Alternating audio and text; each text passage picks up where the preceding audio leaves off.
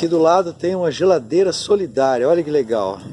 Geladeira solidária, Mateus 25, projeto social Mateus 25. Você abre a geladeira, se sobrou comida lá na tua casa, você vem aqui e coloca lá uma marmitinha, né, tampada, olha, aqui fica ligada a geladeira, fecha.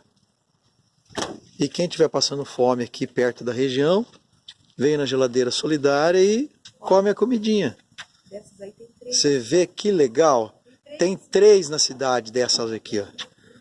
Atitudes interessantes e legais, né? Vale compartilhar.